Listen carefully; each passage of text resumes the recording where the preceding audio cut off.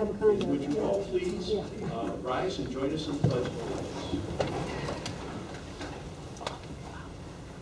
I pledge allegiance to the flag of the United States of America and to the republic for which it stands, one nation, under God, indivisible, with liberty and justice for all. All right, not to switch. Roll call. Mr. Castine. Present. Mr. Bizzaio. Here. Mr. Hall is excused this evening. Mr. Henry. Here. Mr. Lamoy. Here. Mr. Kretzer. Here. Mr. Perrier. Here. Mr. Randall. Here. Mr. Timmons. Here. Ms. Waldron. Here. You have a quorum. Excellent. All legislators have received a copy of the minutes for the April 30th regular session. If there are no additions, deletions, corrections, I'll accept a motion to accept the minutes. Motion by legislator Timmons, second by legislator Randall. Any discussion? All in favor? Aye. Opposed? Carried. I will now recognize those in the audience that wish to speak at the public hearing. Welcome to give your thoughts. When you, excuse me, I will recognize you. When you go to speak, please go to the podium. Speak kind of in a loud voice so we can all hear you. And state your name and your address. So, who would like to speak in public session tonight? Well, I need to count first. I've got one. Raise your hand, please. 1, 2, just 3, 4. Okay, we've got 4. And you're all on the same topic? Okay. Property taxes. All right. We can do that. We can do that. Yeah, what is this? Go ahead. Thank you. My name is Cindy Snow and I live here in the city of Rockford. And I'm one of those people that has an adage like, you get what you ask for or take what you're given. So I'm going to have a couple asks tonight and I hope you'll take that to heart. I have 2 requests. The first one is for you to review the senior citizen exemption income amount. The last 2 pages of the presentation that I handed out to you show what the rate is right now. And you can see that in the city of Plattsburgh and also the county, those rates have not been reviewed or changed since 2006 and 2007, respectively. So my first ask is that once I present that information, yes? Sorry to interrupt, but could you move the microphone over a little? So we can hear you. Sure, thank you. Is that when I get done sharing what information I have to share, that perhaps the county legislature would look at changing those rates for the county so that we can assist our seniors in living in their homes all their days. I'm also going to be giving the same presentation tomorrow night with the city council because it also affects them as well. So the first part of the presentation is the actual state law that if you're following along. So the state a couple years ago raised their rate and they allow up to a 50% exemption with income up to $50,000. So just for review's sake, ours here is about $26,000. They also allow a sliding scale up to $58,000. Now for most of us older gals that are coming up to the Social Security age, it would really help us once we get on a fixed income to be able to stay in our homes as assessments increase. The other thing that really happened, just wanted to throw out one fact, 20% of the people in Clinton County are aged over 60. So this impacts a lot of people. We're not talking about 10 people on the street.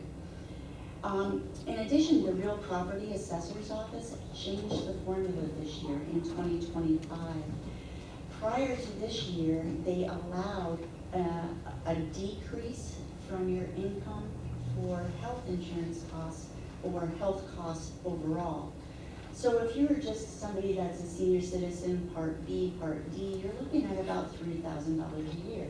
So that effectively lowered our exemption to about $22,000, $23,000 a year as the income someone could make, okay? So we're really looking at $2,000 a month with possible assessment taxes of $500 to $600. So we're talking possibly for most people, even with enhanced star factored in, that they're spending 25% or more of their income on property, and school taxes. So I just wanted to make that very strong point. So when we're looking at those exemption amounts being so low already at 25,000, it's really only 22,000. Or if you had a big expensive healthcare where maybe, 18,000. So I just wanted to make sure that everybody understood that. Why is that important? We want our seniors to age in place. It's going to cost us a lot more money to put them into a nursing home. So I called around, saw what other counties are doing. So I talked to some guy down in Greene County and I said, what are you guys doing? Right? Similar demographics, similar income levels. They're currently in the low 40s across their municipalities and cities. So we are lagging way behind. So the next thing I did, I'm a CPA, so I do this kind of crap. I looked up the cost of living adjustment from 2006 forward, did the little math that's on page 2 of this, and it looks like if we did that math properly and rolled forward that 26,000 to today's value, it would be about $47,000. If you added in that additional amount of health care that just came out of the formula, we would approximate the state's formula of $50,000. So I know you're sitting here going, well, there's no way we can do that, give everybody over 65 a 50% exemption on their property tax. We can't do that. You say, where the hell will the money come from? Well, now's the hard part of my presentation. I did a big deep dive on commercial properties in Clinton County and the city of Plattsburgh. And I'm sure this is no new news to most of you, but the assessments on commercial properties were not changed from the year 2011 to the year 2022. For me, I know I'm not an assessor, but I am a CPA, and I think I have a lot of common sense, and I've owned businesses. And I gotta tell you, it kind of ticks me off that the monopole and other restaurants and other businesses have the same or less assessment than my 2-bedroom, 1-bath home. That is a problem to me. And so when the state gives you your equalization rate to move the market value for Clinton County up to this level, it's not being shared fairly. And we, the homeowners, are kind of ticked off about it because I've been sharing this new news that I did pretty widely, and nobody is happy about this. Because what's happening is we, the homeowners, assessments are up here, and the commercial properties just stay plugging along, plugging along. The monopole should not be assessed at $150,000, and anybody in this room that thinks that should be true is right out of their mind. But that's what happened between 2011 and 2022. And this is bullshit. Sorry, I'm gonna just say it like it is. So, I talked about the monopole. I'm gonna talk about a couple others. You've only got like 1 minute. I got it. If I give you more time, I'm gonna have to steal it from Understood. somebody else. Okay, Go you're ahead. taking my time though. 82 Margaret Street, 4-story building. I used to have a restaurant there. 4-story building, multiple apartments up top, alley in the back, assessed at 158. Monopole, 195. The Dry Dock Plaza, right? Huge, 2 restaurants, 2 storefronts, 6 apartments upstairs. Sold in 2012 for $312,000 or $310,000. It's only assessed at $317,000. They had a small bump in 2023. But it's not just restaurants and commercial properties like that, it's also landlords. So there's this big apartment complex over on Terrace West Way. There's 5 1,000 square foot apartments in there, decked out, marble, stainless steel, gorgeous, fully renovated. From 2012 to 2022, they were only assessed at $338,000 for 5 1,000 square foot apartments. Most homes in Plattsburgh, especially West End homes, are assessed that or more. So my feeling is I feel gypped. I feel like we've been duped into thinking that the state set the rate and the assessments were being fairly distributed among everybody, but that's not true. The homeowners are the ones that are taking it, and that's not fair. We should not be contributing to the profitability of other people's businesses because our assessments are so much higher. So one more page, I'm sharing my personal information on my home. 2018, my house was assessed at 107. I will grant you that was way too low. But right now, from 2018 to 2025, I went up to $178,000, which I think is way too high, and I hired an independent appraiser to fight that. But at the same time, these commercial properties didn't move. So while mine went up 70%, the commercial properties between 2011 and 2022 went up 0%. And in 2023, they had a moderate increase, and then they haven't gone up again. So I would really like you to look at this, make some changes in how commercial properties are assessed, and then shift that money and give the senior citizens what they need to stay in their homes. Thank you. Who wants to go next? You got 3 minutes. Sam Dyer, I reside at 227 Duquette Road, but I'm not here as a taxpayer, I'm here as a supervisor of Beavertown. Mark, you and I have talked, Dave, we talk quite often. And the reason I'm here tonight is I learned when I sat here, as you guys are sitting here tonight, Jimmy Langley always said to me, when you come to this floor, bring a solution, just don't come and complain, okay? I guess I've got an ask, okay? First of all, I want to thank the county for what they've done. I'm here for the taxpayers of the town of Beavertown, like I think everybody else in Clinton County is here for. It's the assessments, and I don't begrudge the assessments, but we supposedly have an assessor that works for us, that is employed by us, that works for the county. So I hear I'm his boss, but I can't tell him what to do. And the county's been very gracious to give us the 4 days that they have to. They've given us 2 more days for grievance, but it's not fair to the taxpayers of the towns to not be able to talk to the assessor before grievance day. I don't think it's fair for a grievance board to do something that an assessor hasn't or can't, okay, or won't. But we'll leave that up to you guys. I asked the assessor if he could come in and work a few evenings, pay him some overtime. And he said he did not want anything to do with working overtime, okay? That's, if I'm the boss, I'm the boss. If you're the boss, you're the boss, and Michael, you can help you out at any time. I think there's gotta be some gray area here. But I'm not complaining about the assessor. I think what the county has done is done what the state of New York has dictated to them on what to do. But for assessments to move, everybody's has to move. Some can't move 40%, some move 20%. Okay, that's not fair.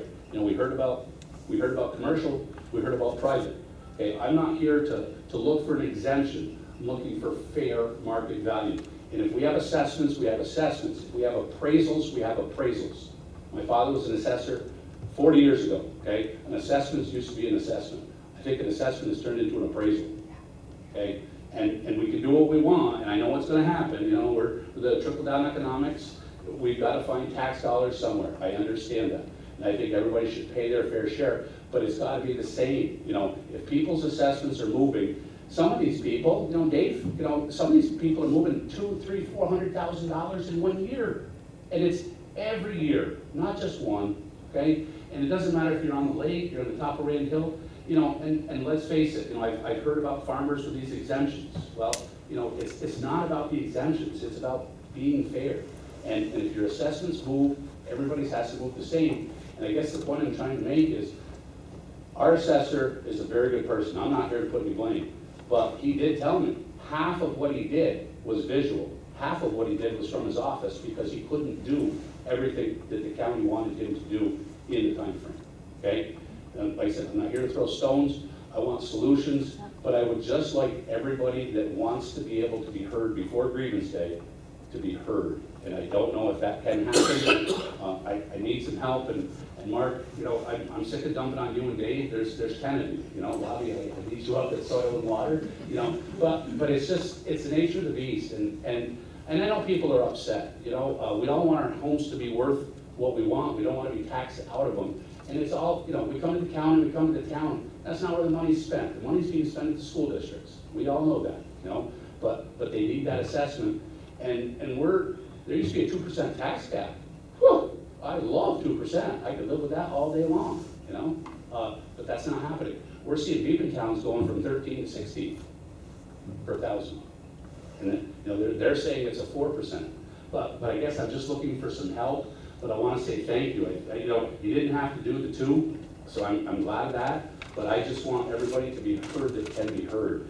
And you know, Cheryl, if you've got anything to add, I just, you know, I know people are upset, And I'm not trying to come beat you up, I just want people to listen.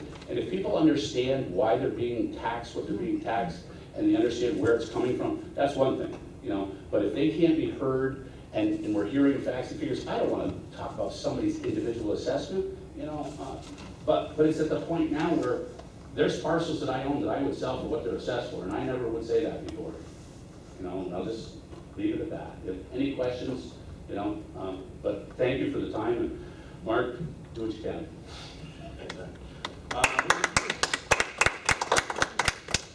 You got more applause than Sam did. You don't want to see me in a dress. Who's next? Who is, I lost track here. Was there 4? Somebody else wants to go. Over there. I think there was somebody over there. You're good? Oh, okay. Okay. Is there anybody after, There's you. are you the last speaker? Oh, I was. Okay, one more? Okay. Oh. Oh, okay. Mine's very it's more personal. Okay, than it is, okay. but, it's just a snippet. My name is Jess Murnane. I live in Morrisonville. Thank you for letting us speak on the matter tonight. Sam nailed a lot of it on the head, but I'm here tonight because personally, I feel like there's a lot of opportunity here. I know the towns are primarily responsible for the assessments. I think there's 9 town assessors and 6 county, if I'm correct, in what I see. And I'm encouraging people to go to their grievances. My issue with the process, and being a fairly new homeowner myself, I had to go through the process last year. And if it really wasn't for the help of my husband, I don't know if I would have known where to start. And I don't consider myself a dummy. And I'm not saying, it was, horribly difficult once he explained it to me, but I did need that. I did need somebody to explain it to me. And I think what Sam is saying is that, there was a period of time where we all were enjoying some plateau of house assessment tax, for a long time. And now, not only are we dealing with our houses being assessed for what seems like an unfair amount. My house and a series of 5 houses on Route 3, being the oldest and smallest, was assessed at being the highest, which even if somebody were just to drive by, or even look at Google Maps, or however somebody does this job, which seems, by the way, pretty hard, with the amount of houses they have to assess fairly, how they're able to do this is, I wouldn't want the job. But I did go and grieve. I got a very small amount reduced. And I haven't even gotten my assessments yet this year. And I think the grievance date is the end of May. So then that's also the issue, is why are we leaving people just like a week or two to be able to come up with the material needed to go to these grievances? I had posted this online because my hope was that if people felt like they were heard and they were coming to you guys, and you cover many towns, that you could go to your town leaders and say, listen, we need to provide some more to our community, to offer some education. Maybe there is an opportunity here where we can open up a night or two where people who need help to figure out how the grievance process works, what they should be coming with.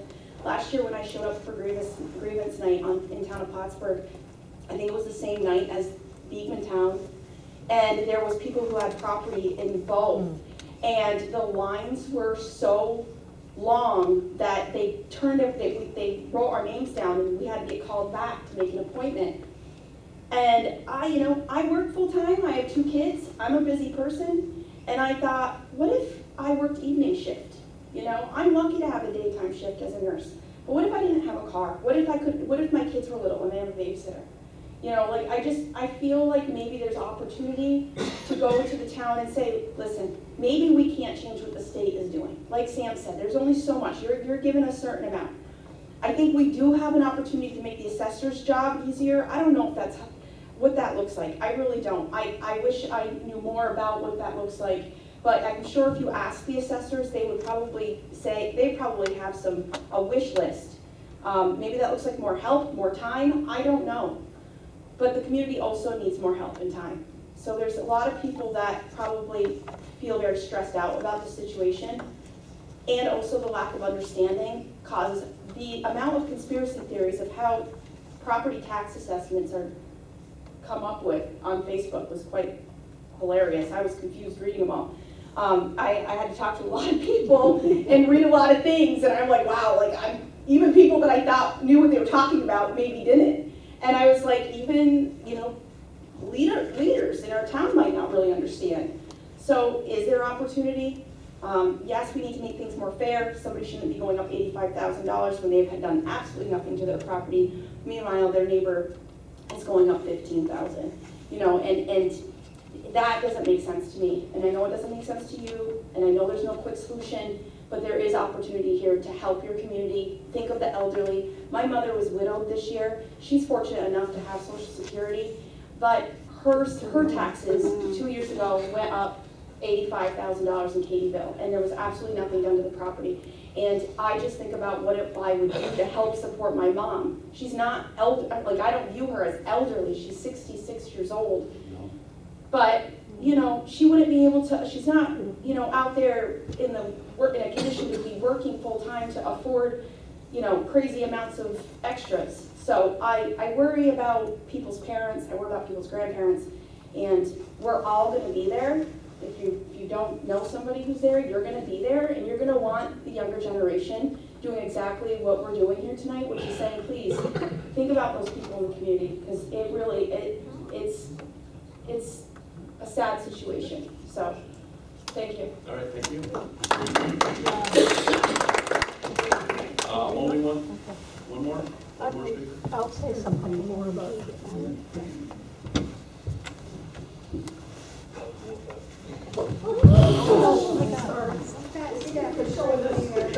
Yep, there's a little step right there. Yep. Okay. Well, that was, Okay. yeah, I didn't mean to, like, you know, All come at me like that. Well, anyway, I'm a little bit humbled now by what some of the people have said, because now I feel like my taxes haven't gone up as much as, like, Jesse's mom, who I did go to high school with. Can you just get your name for the record? Yes, I'm sorry, Valerie Parker, and I live over at Lake Country Village. So as an example of Lake Country Village is an HOA, and I'm a little bit mystified as how they figure out our assessments, and I agree with Sam that it seems like, and the light bulb went on just the other day for me when I was looking at it, that it seems like more of an appraisal than an assessment, because the properties around me are selling at about, you know, the value that they're putting in for 2025 property values over at the HOA. But what bothers me is we are not responsible for the exteriors of our property, the HOA is. And every time they add something like fencing or something new, our HOA fee goes up a little bit here and there. And a couple of years ago, when they sent the assessment, I think it might have even been last year, the outside, the exterior parts of the quadplexes were assessed lower than the interior ones. And I live in an interior. And so my neighbor, who's on an exterior, which are coveted properties, by the way, had a lower assessment than I did on an interior property. And he had done more work on the inside of his building. I had done way less, and yet my assessment was higher. So I'm like, how do they know what I'm doing in the inside of my house as opposed to the exterior of the house, which we cannot touch? That's HOA responsibility. So I don't know how, if they're driving by and looking at the outsides of the property, how they're coming up with the assessments they're coming up with. Now mine went up 23,000, and I feel again humbled compared to some people who have 3 times that much. But it's still, I am 67 years old. I'm retired. I have health issues. I have an autistic son on Medicaid who could lose it at any moment. And I'm spinning around in my head going, how am I going to afford this? And we're now looking at properties elsewhere because that have less property tax value, just so I can get out of this, because I don't know what I'm going to do in the future. And so I'm frustrated and, you know, a little upset. And with the current climate of the administration right now, there's a lot to think about. And I'm thinking I might have to go back to work. And like Jess's mom, I'm not in a situation where that's going to be an easy ask of me. That's all I have to say. And then I fell, so I probably didn't need more help.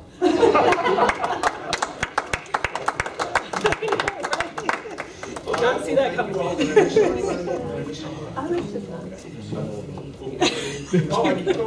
Sorry. I wasn't gonna speak, and this will be quick.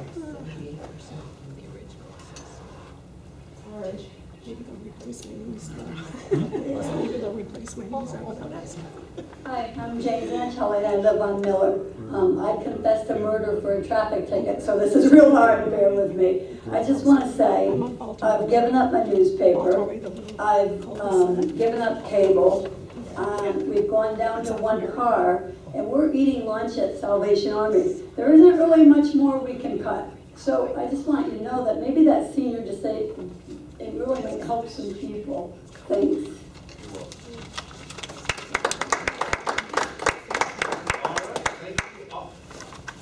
How long you got?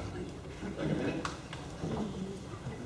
Go ahead. Hey, fellas here, I live up on the Rand Hill Road, right next to Mead Pond. Yeah. I've retired from the federal prison system back in 2010. Started owning I bought my first house in the early 90s. At that time, my taxes, or the value of the house, were less than $100,000.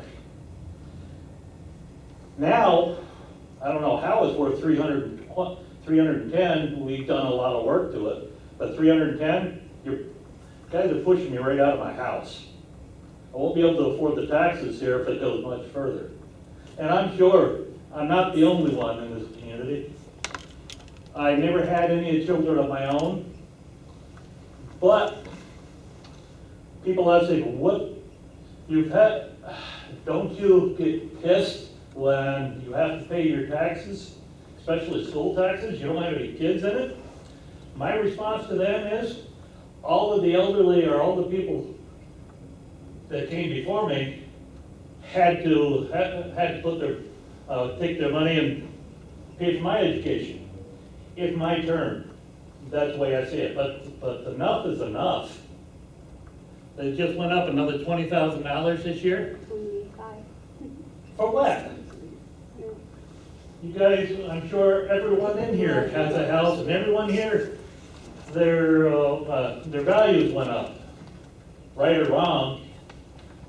It's putting us all out of the house.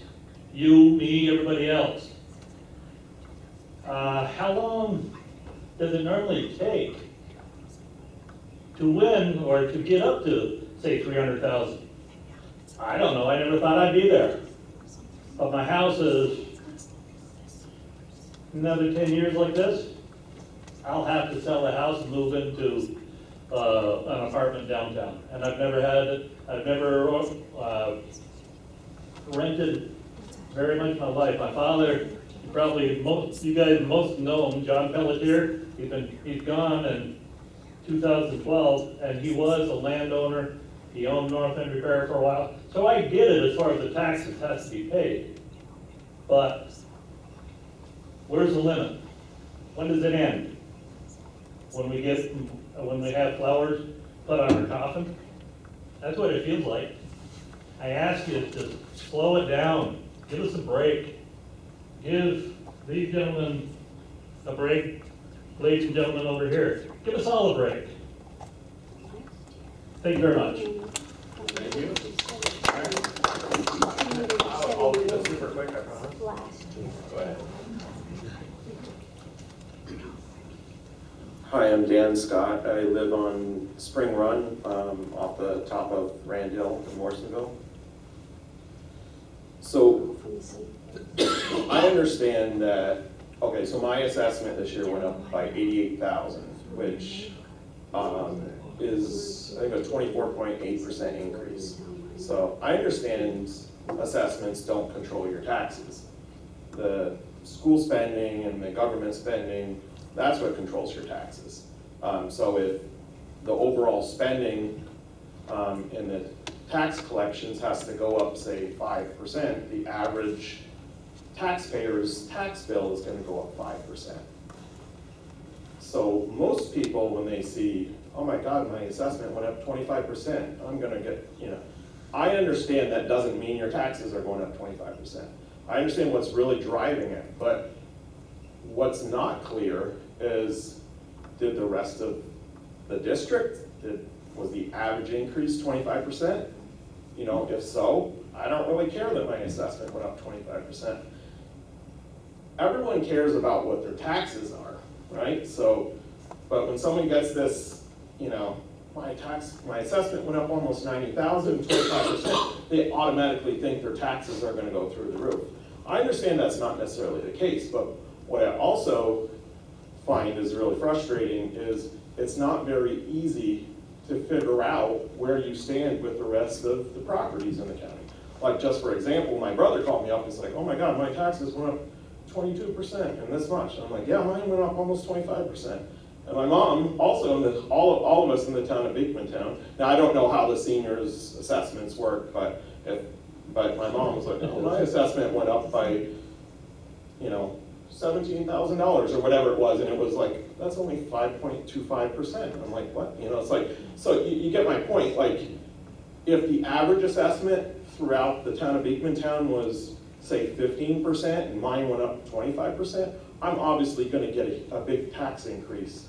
But it's not very transparent, and,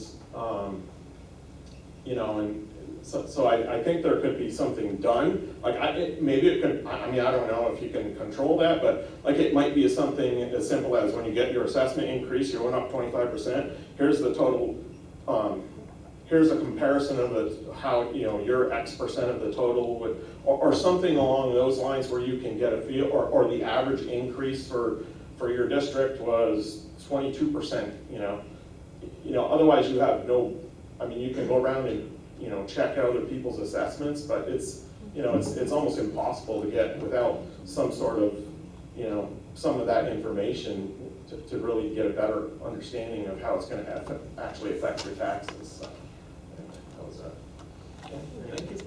Thank you all. Thank you all very much. Thank you for taking the time to come here. Committee reports. Everyone watch their step. This is the best part.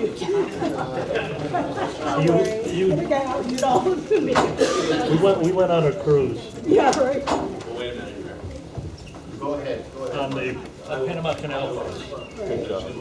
And she went into, we're up at the cruise. Committee reports. I will now call on the chairperson of each committee in alphabetical order. Thank you, Mr. Chairman. The Building Grounds Committee met on Monday, May 12th. The head of Building Grounds was present. We discussed the government signage project along with the master plan. Now the building project, we recently would also provided an update on the county garage ventilation system in the American Rescue Plan Act project. The next Building and Grounds Committee meeting is tentatively scheduled for Monday, June 9th. Thank you, and thank you for your leadership on the signs, well, building signs. Thank you for that. Children and Family Services, Legislator Burrier. Thank you, Mr. Chairman. Children and Family Services Committee met on Tuesday, May 6th. Christine Peters, Commissioner of the Department of Social Services, was present to discuss several resolutions, including approving appointment to the Clayton County Youth Board and authorizing New York State Rental Supplement Program allocation, grant application, and acceptance. Resolutions 327 through 334 have been placed on the agenda as a result of the committee's recommendation. Next Children and Family Services Committee meeting tentatively scheduled for Tuesday, June 3rd at 5 p.m. End of report. Thank you very much. Economic Development, County Operations, Legislator Walter. Yes, Mr. Chairman, the Economic Development and County Operations Committee met earlier. David Soulier, the Republican Commissioner, was present to discuss the resolutions authorizing Clinton County to apply for a permit for the use of the SUNY Fieldhouse as a pool site and authorizing contract with Dominion Voting Systems Corporation. David Randall, the Director of Information Technology, was present to discuss the resolution authorizing contract with Alchemy Corp. LLC. Giselle Hams, the Deputy Clerk, was present to discuss the resolution amending Resolution 896 dated December 13th, 2023, titled Authorizing Ongoing Contract with COT Systems Incorporated. Molly Ryan, the Economic Development Director, was also in attendance to discuss the March 2025 tourism report. Positive momentum continues. The County of Clinton Industrial Development Agency and the Clinton Business Innovation Gateway. Resolutions 335 through 339 have been placed on the agenda based on the committee's recommendation.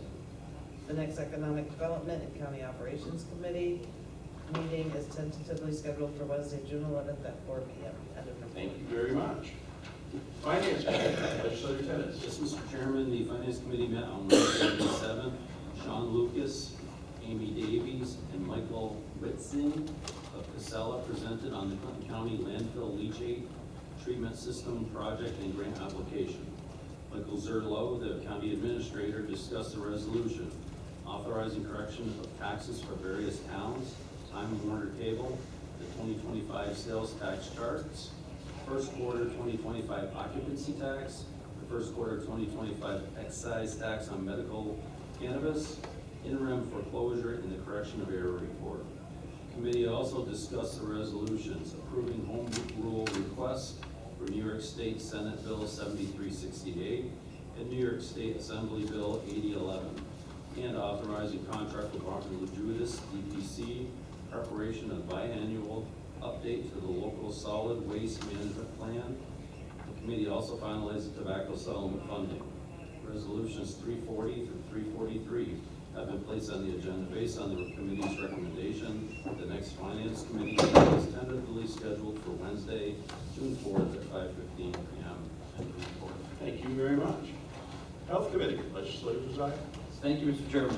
The Health Committee meeting met on Wednesday, May 7th. Rochelle Gregory, the Director of Community Services, was present to discuss several resolutions, including commending Clinton County Mental Health and Addiction Services on 60 years of serving as a community behavioral health clinic, authorizing contract with the Lake Placid Olympic and Conference Center, and authorizing a contract with Monroe and Weisbrod LLC. Jeff Sissons, the Director of Public Health, and Krista Van Coor, the Children's Service Coordinator, were also in attendance to discuss several resolutions, including authorizing contract with various preschool-related contractors, authorizing contract with Plattsburgh City School District, and authorizing a contract with Northeastern Clinton Central School District. Mr. Sissons also discussed the Director's Report, the Health Department Report, and the first quarter grant report. Resolutions 344 through 354 have been placed on the agenda based on the committee's recommendation. The next Health Committee meeting is tentatively scheduled for Wednesday, June 4th at 4 p.m. Part of my next week, I will be presenting this to Rochelle Gregory in the Clinton County Health or Mental Health and Addictions Department. It's on the 27th of May at 11 o'clock, so if any of you could attend, that'd be awesome. They're going to have a little luncheon after the presentation. So, end of report. Very good, thank you, sir. Human Services Committee, Legislator Ed. Thank you, Mr. Chairman. The Human Services Committee meeting scheduled for Tuesday, May 6th was canceled. The committee was polled on Resolution 355 on the agenda. The next Human Services Committee meeting is tentatively scheduled for Tuesday, June 3rd at 4:15 p.m. End of report. Very good, thank you. Personnel Committee. The Personnel Committee met on Monday, May 5th. Resolutions 356 through 369 have been placed on tonight's agenda based upon the recommendations of that committee. The next Personnel Committee meeting is tentatively scheduled for Monday, June 2nd at 5 p.m. Plattsburgh International Airport, do you have that? I do, sir. On behalf of Legislator Hall, the Plattsburgh International Airport Committee has not met since last regular session. And the next committee meeting is tentatively scheduled for Wednesday, May 28th at 4 p.m. Those of you on the committee might have heard there was a bit of a scare, smoke behind one of the rental cars. So after South Plattsburgh and everybody was on the scene, it was determined that the rental car company left the coffee pot on. So no damage, no damage. End of report, sir. Oh, yeah, thanks, Tim. Just as a reminder, Allegiance Myrtle Beach flight starts tomorrow. I believe it arrives at 1 p.m. And departs around 2 p.m. So Anybody wanting to be on site for that, certainly that's available. And while I was going to put it in my report, I'll say it here. I received notice from Congresswoman Stefanik's office today that she did sign on with several other of her colleagues, indicating her full support for full funding of the Essential Air Service Program. I know we've talked about that, we've read it in the paper, but your Congresswoman is now, has signed on and sent it to budget leadership, that's her desire as well. So fingers crossed on that. Thank you. Public Safety Committee, Legislator Castine. Yes, sir, Mr. Chairman, the Public Safety Committee met on Monday, May 5th. Sheriff David Favreau was present to discuss the resolution authorizing contracts for various school districts. Today, the Director of Emergency Services was present to discuss two resolutions approving appointments to the Fire Advisory Board and authorizing contract for Champlain Valley Physicians Hospital. Dave Marcoux, the Probation Director, was also in attendance to discuss two resolutions authorizing payment of membership dues and authorizing contract with the New York State Division of Criminal Justice Services 2025 to 2026. Probation State Aid Block Grant Funding and Program Plan. Resolutions 370 through 378 have been placed on the agenda. As a result of the committee's recommendation, the next Public Safety Committee meeting is tentatively scheduled for Monday, June 2nd at 4 p.m. and a report. Very good, thank you. And Transportation, Legislator Dresser. Thank you, Mr. Chairman. The Transportation Committee meeting scheduled for Monday, May 12th was canceled. The next Transportation Committee meeting is tentatively scheduled for Monday, June 9th at 5:15 p.m. And a report. Very good, thank you. Liaison reports. Board of Health, Legislator Lemoyne. No report, sir. Chamber of Commerce, Legislator Kretzer. I do have a report. Could you skip me? Yes, I'll skip over you and go Thank back. you. Is that okay? Yes, please. Clinton Community College, Legislator Waldron. No report. Thank you. Community Services Board, Legislator Castine. No report. Cooperative Extension, Legislator Timmons. No report. Discipline Review. Intercounty, Legislator Randall. Yeah, I'll do a quick one. I attended, the last one I attended was 4/24/2025. It was at the Paul Lander Center for the Creative Arts. It's for people with special needs, high school and college. It's open to all counties in Adirondacks and teaches all kinds of art classes. They also have an art gallery there where they can sell their art and they display it, so it's pretty cool. The first one that we talked about was the extension of the budget, which is the 78, but that's pretty much taken care of. They're also looking into a no mask in public law due to criminal behavior, and we can't identify who is creating that behavior because of the mask. So they're looking at creating a law there. They're also trying to change the law to extend time for judicial discovery so that prosecutors don't lose cases on technicalities due to they don't have enough time to fulfill. There are still an issue with EMS statewide. They're looking at turning EMS over and mandating the counties to take it over. I was not happy about that, but that I spoke against that, and there are many reasons why. Involuntary confinement, I spoke about that too. Food, housing, clothing, legal. Local government will have to take care of that now. Looking into a majority vote in the state, in the state of South vote to pass legislation in the state now. Medicare, big issue still in New York State. Medicaid. Excuse me. Thank you for the question. Still 44% of the population on Medicaid in the affordable homes. CARE Act. Feds are paying about 90% of the cost. It costs about $30,000 per person on average, about $7 billion a year. If the Fed cut that, would go back to the calendar cost. So yeah, there's no plan B. They said if they do cut it, that they just use the general fund.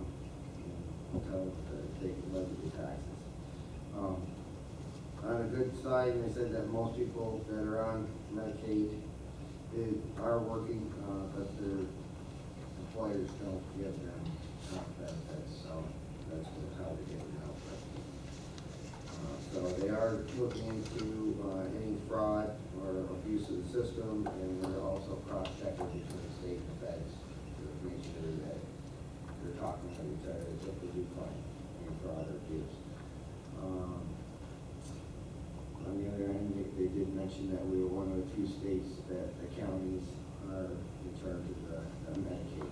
Most states, most of them are run by the state. Sales tax is a little weaker than last year. In April quarter, 1/2 of the counties were in the negative. We're not. We're in the 0 to 3% growth, so we're doing fairly well compared to the rest of the state. The last one, 2023 Comptroller's Office reported for the first time since the 60s, we received more federal money than we actually paid the federal government.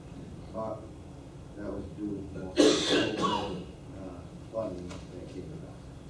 That's the end of my report. We do have. It's a good thing it was a short one. Yeah, well, that's paraphrasing. Like I said, our next inter-county will be June. Yes, I'm gonna get them. Thought I forgot, but I did. Chamber of Commerce, Legislature Cratchit. I also have a very robust report, which I'm going to condense as best as I possibly can. The Chamber and the Visitor Coast, the Visitor... Adirondack Coast?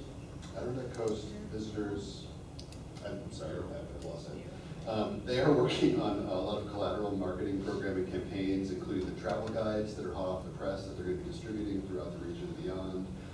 They're working on new blog content, including a new blog from the Clinton County Historical Association.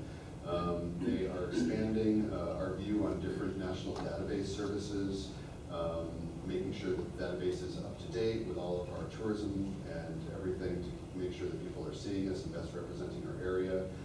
They've contracted with 2 summer influencers through social media that are going to be coming this summer for visits to do a lot of posting things to try to promote the area. They're doing a lot of Welcome Canadians campaign and on Canadian television with commercials.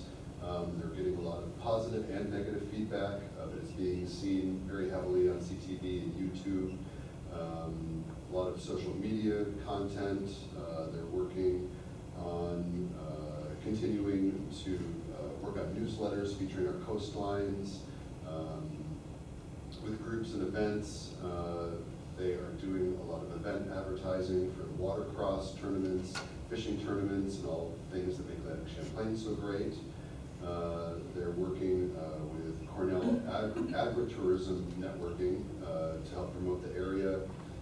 And they have all of the fishing tournaments coming up. There was a grand reopening of the Shady Oaks RV Park. They're working with U.S. Figure Skating to bring Skate America back to Lake Placid in November. And with the Plattsburgh International Airport, with the temporary pause in Breeze Airways service from Plattsburgh, the website has now been updated to reflect the current flight status. And the team continues to do Plattsburgh International Airport website maintenance as well as the Plattsburgh International Airport newsletter. Very good, thank you. LCLG Regional Planning Board, Legislator Kretzer. No report. Okay. Soil and Water, Legislators Mazzio, Timmons. No report. Tomorrow, Thursday, May 15th, 5 p.m. will be our monthly meeting. We get to see Sam again. Sam will do it. We get to see Sam a couple times a month. Workforce Development Board, Legislature. No report. No report. Staff members, Ms. Gallagher. Briefly, I will be going on Monday and Tuesday to the County Attorney Association State of New York Conference. You have to pick your hotel room, Jackie? No, I don't have to pay for our hotel room. They're very frightened of Mike Zerlo and his penny pinching ways. So because I was not able to get in the main hotel, they are comping my 2 nights at the hotel conference. And and I'm looking forward to 10 different presentations, and it's nice to talk to people in the same line of work. Excellent. No executive session. No executive session that I know of. Mr. Zerl. I've got a list for you this evening, not too long. First one, Mr. Randall did a good job digesting the past New York State budget. I put the NISAC's interim summary on your desks. Quite frankly, when the budget, just like when the budget was put out, it's somewhat vanilla to county government until the federal government does whatever they're going to do, which is going to drastically impact New York State, and then we're going to have to wait with bated breath on what the state chooses to do, especially in the Medicaid arena. It could be billions, and the state simply cannot afford it. Quite frankly, the states and the county cannot afford it, but your association is a bit nervous. And a lot of that is due to the largesse of the Medicaid program in the state. But it impacts. There's some Medicaid does provide reimbursement for nursing homes and rural hospitals. So there's a lot that's at stake here. And in the state of New York, they chose to ignore the problem until it becomes a problem. So more to see. I would encourage you. It's not a tough read. Encourage you to read the interim report. It brings up some very good things. Some of the policy things that Kevin talked about did in fact get in the budget, like the face coverings and some discovery reform. So that language did get in the budget. So that's that. Clinton Community College Day on your desk. I also put that invitation. That's 5/22. There is an itinerary that day. Obviously, you don't need to go to everything or anything, but if you'd like to go, there is going to be a county proclamation that will be offered. I think around the 3 o'clock time frame or 3:30 time frame. So that would be a good time to go. Or if you want to throw baseballs and sink the officer in charge, Mr. Kennelly, in the dunk tank, that's certainly your prerogative as well. But I encourage you to go to Clinton Community College Day. Offers for the aging, also on your desks, is the community conversation. That's also on 5/22 at 10:30 at the Senior Center. Seeking input from all stakeholders in the aging arena. So that's an event. Lunch is provided. That's an event if you want to attend that. That's also on your desk. Mr. Bizzaio talked about the Clinton County Mental Health Celebration, 5/27 at 11 a.m. Everybody's encouraged to attend that as well. It's their 60th anniversary. Yeah, and you passed a resolution, or will be passing a resolution, memorializing that milestone. Thank you. And last but not least, at Finance, you heard a presentation from Casella on using the county as the conduit to apply for a grant as the eligible entity in an attempt to eliminate PFOAs, PFOF from the leachate. So it's removed from the wastewater stream. You've now had 2 weeks to digest that. I did not hear a lot of, well, I heard nothing after the meeting, but even at the meeting I did not hear a lot of opposition. So I'm seeking a blessing tonight to at least tell them that we're in favor of that. There's no resolution to pass at this point, but they need to fill out some paperwork to get the process started. So if I'm not hearing any objection from the legislature, I think everybody was kind of in favor of it that night, but I'd be happy to fill them in that we're going to move forward on that. Anybody disagree? I'm in favor. Okay. All right. And that's all I have, sir. Okay. No executive session for you. I do not have an executive Okay. session. I've got one thing. Mr. Malloy will help me, and Kim will help me. At Buildings and Grounds, the other night we met, and I think we have sent out, or will be sending out to you, an estimate on the signs for the front and back. So we've got the numbers on that now. There's a couple of options there for you to look at. I'll let Paul here in a second kind of flesh that out for you. But take that, read it. What we're going to be looking to do after, I don't know, in a couple of days, to give you all a chance to look at this, we'll go out to a poll just to buildings and grounds. You all will see this, but we'll go out to a poll. We'll see what buildings and grounds thinks of the options. And then, as quickly as we can, we will get a resolution in front of you so that we can move ahead. But what we are hopeful to do, once you've read this, if you don't have any serious objections, obviously we'll answer any questions. I would suggest you call Paul first. And give our blessing where they can move ahead a little bit, and then at the very next meeting, we'll get a resolution in front of you based on the input we get from all of you. Do you have anything to add, Paul? No, I would just say the timeline that we were asked about is the manufacturer of the sign, of the letters for the sign is 6 to 8 weeks. That would mean that, so the signs would be delivered to Plattsburgh end of July timeframe, maybe a little bit sooner than that. And speaking to Jesse Daniels, he has no issue whatsoever with having that installed and available to us by the end of August. Kim, did I miss anything? I just think that besides the resolution contracting with the sign company, we're also gonna have a resolution officially naming the building, so that will also be. Okay, yes, thank you. All right. So be looking at your email. Don't hesitate to ask questions. I would ask Paul first, because he probably know the answer. If you call me, I'll just ask him anyways.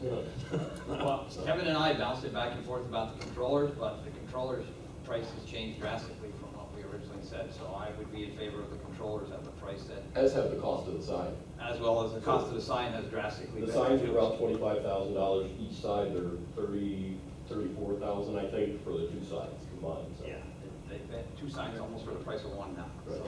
So that's. We'll see. Okay, that's all I have on Mr. that. Chairman, I just have two quick things, just to inform the group. I only found out the other day, there is a mass casualty incident going to happen at Plattsburgh International Airport. Drill. Well, it's still called an incident because we take it all seriously. Like, that happens on May 31st at 8 a.m. So there's going to be a whole lot of activity in fire trucks and ambulances rolling around there. And if somebody asks why, that's what's going on. It's a drill.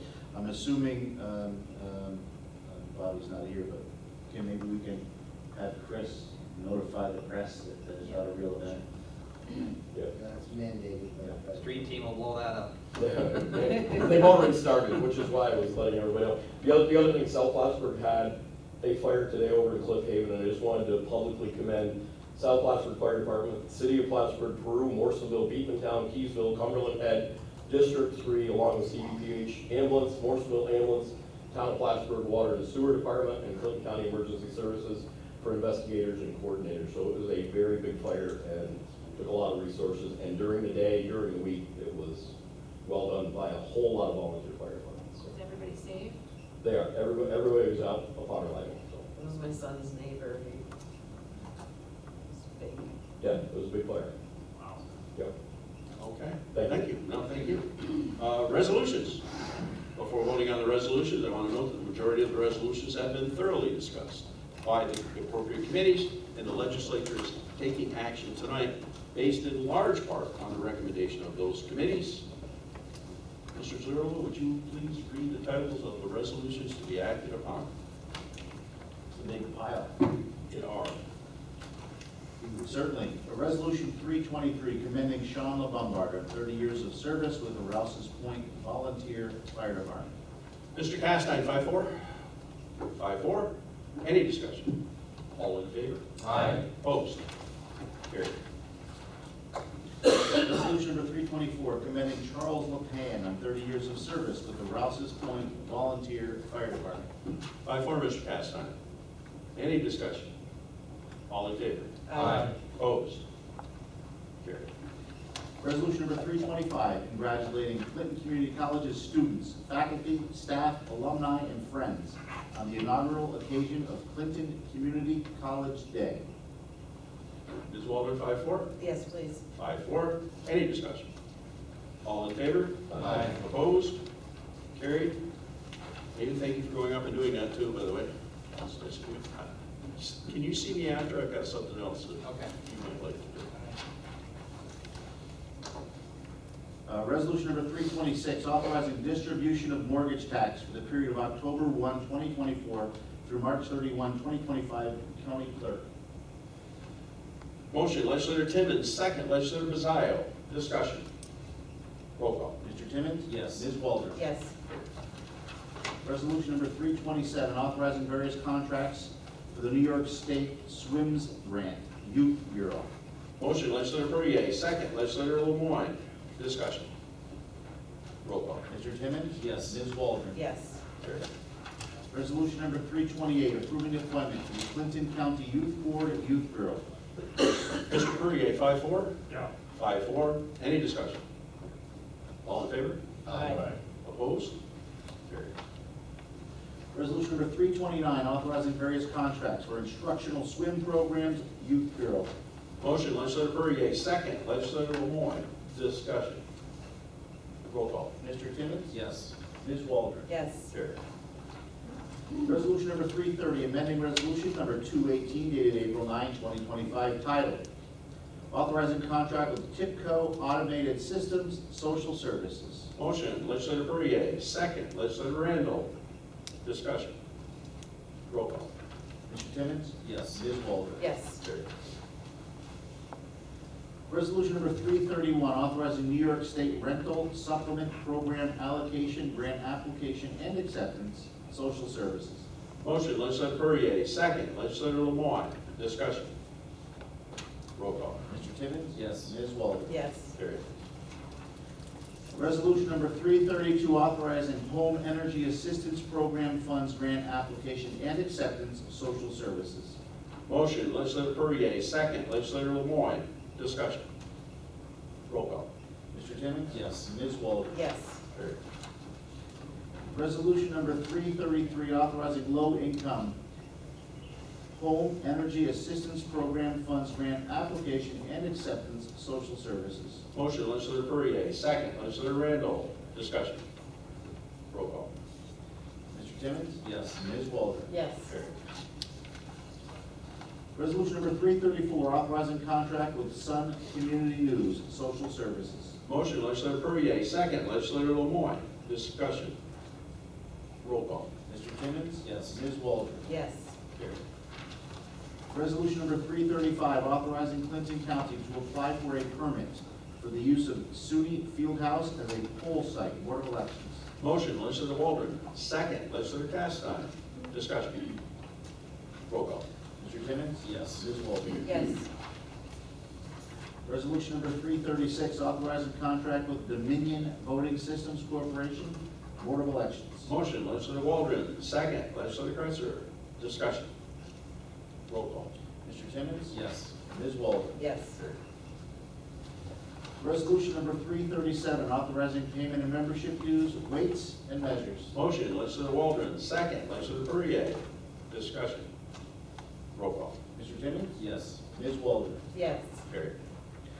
Resolution number 338, amending resolution number 896 dated December 13, 2023, titled authorizing ongoing contract with COT Systems Incorporated, County Clerk. Motion, legislator Waldron, second, legislator Perrier. Discussion. Roll call. Mr. Timmons? Yes. Ms. Waldron? Yes. Carried.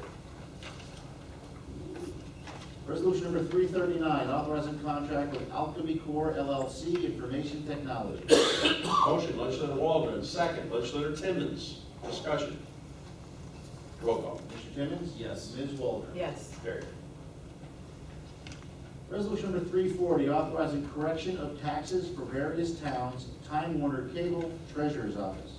Motion, legislator Waldron, second, legislator Castine. Discussion. Roll call. Mr. Timmons? Yes. Ms. Waldron? Yes. Carried.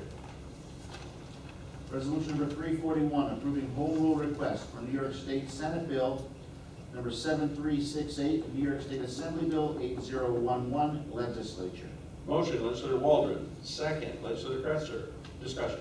Just a reminder, this is the formal approval of the legislation as introduced in the state legislature, authorizing the change to the act.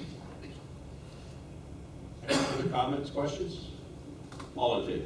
Aye. Opposed? Resolution number 342, authorizing contract with Barton and LaJudas DPC for preparation of biennial update to the local solid waste management plan, legislature. L Swamp. L Swamp. Motion, legislator Timmons, second, legislator Bazzaio. Discussion. Roll call. Mr. Timmons? Yes. Ms. Walden? Yes. Carried. Resolution number 343, authorizing the county treasurer to appropriate transfer funding from the Tobacco Reserve Fund for 2025 projects, treasurer's office. Motion, legislator Timmons, second, legislator Henry. Discussion. Roll call. Mr. Timmons? Yes. Ms. Walden? Yes. Carried. Resolution number 344, commending Clinton County Mental Health and Addiction Services on 60 years of serving as a community behavioral health clinic. Bazzaio, 5-4. 5-4. 5-4 it is. Discussion. All in favor? Aye. Opposed? Carried. Resolution number 345, authorizing contract with locumtenens.com LLC, mental health and addiction. Motion, legislator Bazzaio, second, legislator Castine. Discussion. Roll call. Mr. Timmons? Yes. Ms. Walden? Yes. Carried. Resolution number 346, authorizing contract with Monroe and Wisebroad LLC, mental health and addiction. Motion, legislator Bazzaio, second, legislator Lemoyne. Discussion. Roll call. Mr. Timmons? Yes. Ms. Walden? Yes. Carried. Resolution number 347, amending resolution number 240 dated April 9, 2025, entitled authorizing lease agreement with Atlantic Testing Laboratories Limited, mental health and addiction. Motion, legislator Bazzaio, second, legislator Walden. Discussion. Roll call. Mr. Timmons? Yes. Ms. Walden? Yes. Carried. Resolution number 348, authorizing contract with Lake Placid Olympic and Conference Center, mental health and addiction. Motion, legislator Bazzaio, second, legislator Castine. Discussion. Roll call. Mr. Timmons? Yes. Ms. Walden? Yes. Carried. Resolution number 349, authorizing contract with various preschool-related contractors, health department. Motion, legislator Bazzaio, second, legislator Lemoyne. Discussion. Roll call. Mr. Timmons? Yes. Ms. Walden? Yes. Carried. Resolution number 350, authorizing contract with various preschool tuition contractors, health department. Motion, legislator Bazzaio, second, legislator Walden. Discussion. Just, those of you not on the health committee, you see a larger book of this business being done now by school districts as opposed to the third-party folks who traditionally provided these services that we contracted with. And I'm not here to talk about the quality of those services. I'm sure they're wonderful services. But just remind you, we have a large stake in paying this bill, and the cost of providing a widget of service in these school districts is far greater than they were with our third-party providers. So, that dynamic is shifting. We have no stake in anything but paying that bill. Do we have any numbers as far as, is it because there's more kids or were less kids? There are waiting lists, and is why these folks are getting in the business. Just to give us an idea of control on that. I don't want to be cynical. I think they're providing good services. I just think it's easier for them to say yes when they're not paying the bill. Mike, we had a facility closed too, right? You had a facility close, Adirondack Helping Hands, Saranac Central School, who used to own that building, by the way, is now leasing it from and took over all their staff. Right. So essentially, Saranac Central School is running that program. Right. That's a big jump in cost.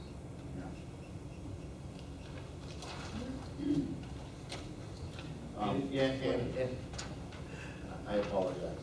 my soapbox, that's my school district. And I receive all of their materials when they have a policy shift like this, and, you know, I think the thing that bothers me the most is they're telling everybody that it costs nothing. Well, it certainly costs something. It's who's billing them.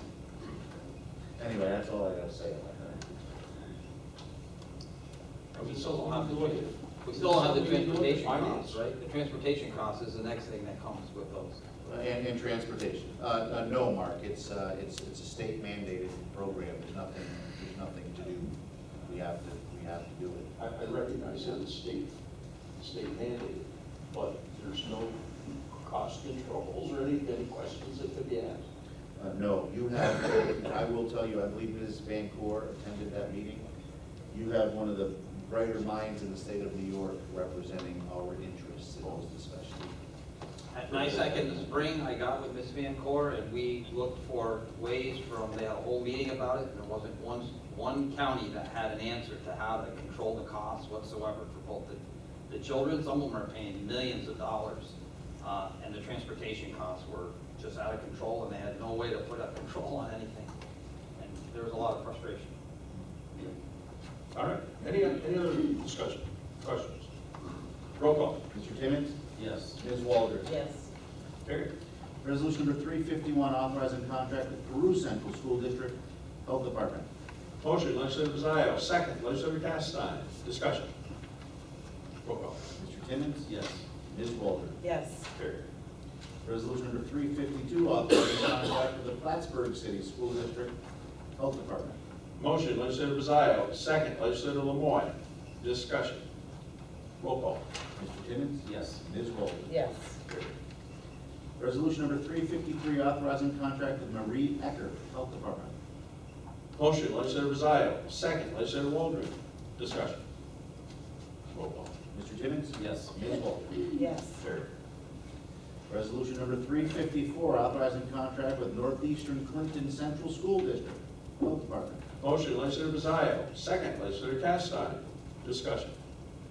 Roll call. Mr. Timmons? Yes. Ms. Waldron? Yes. Carried. Resolution number 355, authorizing payment of membership dues at nursing home. Motion, legislator Randall, second, legislator Kretzer. Discussion. Roll call. Mr. Timmons? Yes. Ms. Waldron? Yes. Carried. Resolution number 356, approving backfill of a permanent part-time special patrol officer, Sheriff's Department. Motion, legislator Castine, second, legislator Kretzer. Discussion. All in favor? Aye. Opposed? Carried. Resolution number 357, approving the creation of a permanent full-time child support specialist position, social services. Motion, legislator Kretzer, second, legislator Timmons. Discussion. Not a new FTE, Kim? All in favor? It's one of those positions that we have to create to ensure, to allow the person that was elevated the option of coming back should they not. And to utilize the health program. And to utilize. Sorry, Chair. It's all right. Anything further? All in favor? Aye. Opposed? Carried. Resolution number 358, approving backfill of permanent full-time county engineering assistant position, highway. Motion, legislator Timmons, second, legislator Castine. Discussion. All in favor? Aye. Opposed? Carried. Resolution number 359, approving the backfill of a permanent full-time cleaner, buildings and grounds. Motion, legislator Castine, second, legislator Kretzer. Discussion. All in favor? Aye. Opposed? Carried. Resolution number 360, approving the backfill of a permanent full-time building maintenance worker, buildings and grounds. Motion, legislator Kretzer. Second, legislator Timmons. Discussion. All in favor? Aye. Opposed? Carried. Resolution number 361, approving the creation of a permanent full-time computer specialist position, health department. Motion, legislator Timmons, second, legislator Castine. Discussion. No new FTE, Kim? Nope, it's the same as the other one, just utilizing of the health program. All in favor? Aye. Opposed? Carried. Resolution number 362, approving backfill of permanent full-time dietetic services supervisor position, nursing home. Motion, legislator Castine. Second, legislator Kretzer. Discussion. Not on the action here, but the person we're replacing has been an employee with the county for over 40 years, Ms. Massaro. I just think I should publicly give her credit for a long, successful career at the nursing home. Thank you for that. We talked about that. We have before, but just saying. We can bring her here and thank her for her service. Yeah, could we do, you know, like we do with the people, service to the fire department, we do all the time right now? Kim and I will talk about, because we, something. Anything further? With our congratulations, all in favor? Aye. Opposed? Carried. Resolution number 363, approving the backfill of a permanent full-time staff nurse in nursing home. Motion, legislator Kretzer. Second, legislator Timmons. Discussion. All in favor? Aye. Opposed? Carried. Resolution number 364, approving the backfill of a permanent full-time leisure time activities director, nursing home. I wanted that job. Yes, no, you wouldn't know. I think you. Oh, that's right on my alley. No, I'm telling you, I would excel at this. It's not bartenders. Arts and crafts. Oh, never mind that. I take that back. Motion, legislator Timmons. Second, legislator Castine. Discussion.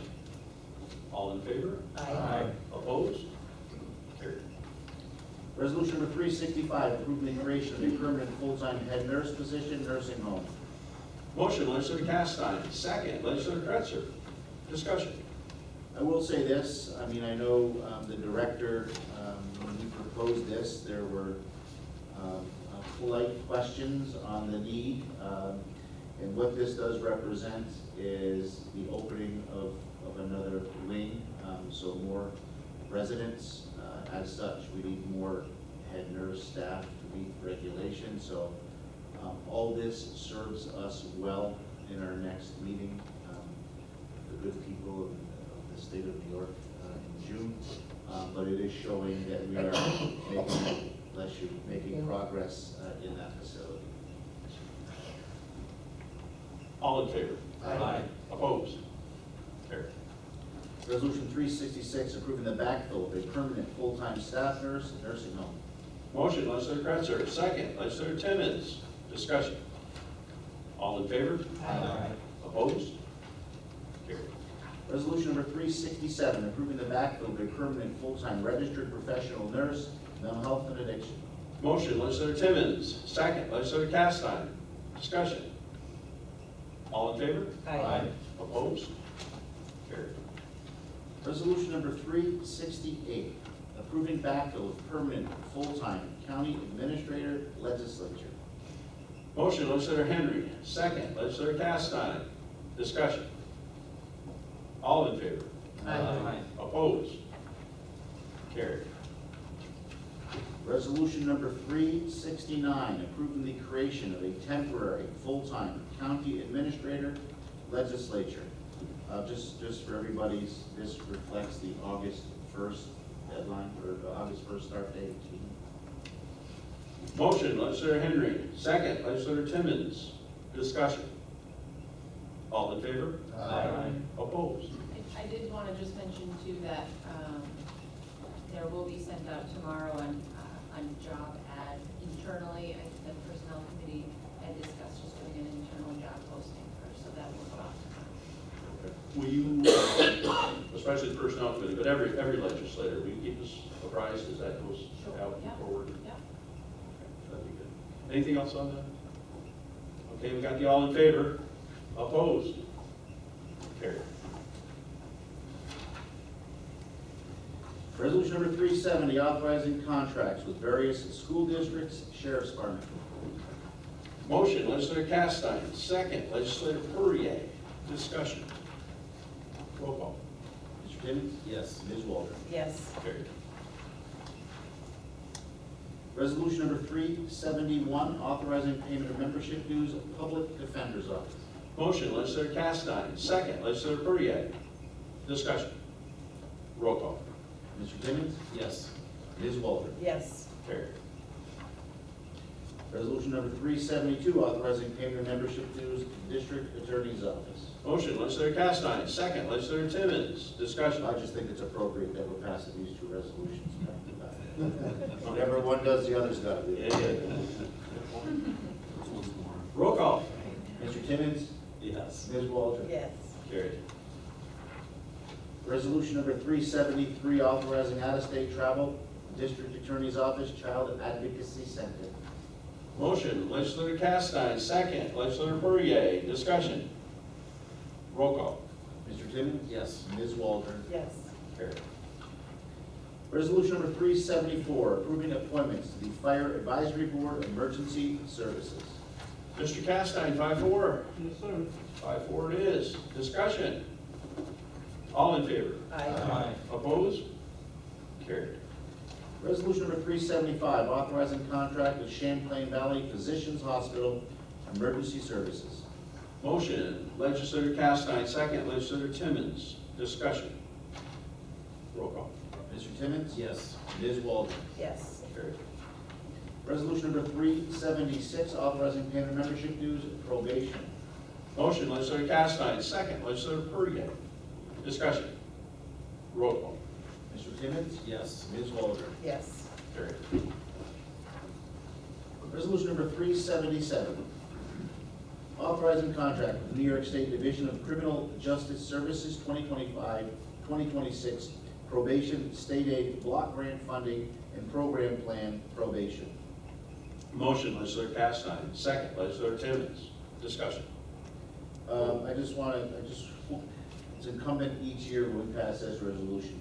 This is the state aid that the probation department receives to provide their services. Now, when I started here, around 24 years ago, that percentage was about 47%, and you can do the math there. I think we're about 16 or 17%. So, just another. I just want to continue to point out that that's another thing of state funding that's waned, put more pressure on the county tax levy. Any further questions? Discussion. Roll call. Mr. Timmons? Yes. Ms. Waldron? Yes. Carried. Resolution number 378, authorizing ongoing contract with the New York State Prosecutors Training Institute, District Attorney's Office. Motion, legislator Castine. Second, legislator Perrier. Discussion. Roll call. Mr. Timmons? Yes. Ms. Waldron? Yes. Carried. Resolution number 379, authorizing the deputy county treasurer to increase appropriation and corresponding revenue for the traffic diversion program in District Attorney's Office. Motion, legislator Timmons. Second, legislator Castine. Discussion. Roll call. Mr. Timmons? Yes. Ms. Waldron? Yes. Carried. Resolution number 380, authorizing the deputy county treasurer to increase appropriation and corresponding revenue for the New York State System of Care Grant, Mental Health and Addiction. Motion, legislator Timmons. Second, legislator Bizzio. Discussion. Roll call. Mr. Timmons? Yes. Ms. Waldron? Yes. Carried. Resolution number 381, authorizing the deputy county treasurer to establish appropriation and corresponding revenue for the Hazard Mitigation Grant Planning Department. Motion, legislator Timmons. Second, legislator Waldron. Discussion. Roll call. Mr. Timmons? Yes. Ms. Waldron? Yes. Carried. Resolution number 382, authorizing the deputy county treasurer to reappropriate 2024 funds for various accounts, treasurer's office. Motion, legislator Timmons. Second, legislator Lemoyne. Discussion. Roll call. Mr. Timmons? Yes. Ms. Waldron? Yes. Carried. Resolution number 383, authorizing the deputy county treasurer to establish appropriation and corresponding revenue for the Youth Scholarship Grant Youth Bureau. Motion, legislator Timmons. Second, legislator Randall. Discussion. Roll call. Mr. Timmons? Yes. Ms. Waldron? Yes. Carried. And resolution number 384, approving appointment the Joint Council for Economic Opportunity Advisory Board Legislature. Mr. Kretzer, 5-4. 5-4. Any discussion? All in favor? Aye. Opposed? Carried. Is there any further business to come before the guest? Motion to adjourn. We have a motion to adjourn. May I have a second? Second. I got a question. Oh, go ahead. We're halfway through. Are we gonna discuss this, tax thing on our finance committee? We are. What I was going to do was come up with a plan and then submit it to y'all, but basically, my plan that I haven't fleshed out yet, because I'm just heard from everyone, is I think it would be best to, we know what the concerns are, to refer that to the Economic Development Committee, have them look at it, think about it, and see where we can go. Because it's one of those things, when you pull this lever, a lot of different things happen all the way down through. So I haven't, to be honest, I haven't thought it all out, but I think we should refer to the Economic Development Committee and see what can be done. Anything to add? As long as we discuss it somewhere. Oh, no, we, absolutely. Mine went up 81%. Yeah. 81,000? 81,000 or 81%? 81%, 113,000. On a double wide, no garage, no cellar. $250,000. We'll figure that one out. We actually have a motion to adjourn, which takes precedence over everything. Motion to adjourn, we have a second. Second by Legislator Pizzaio. Any discussion? All in favor? Aye. Opposed? Carried.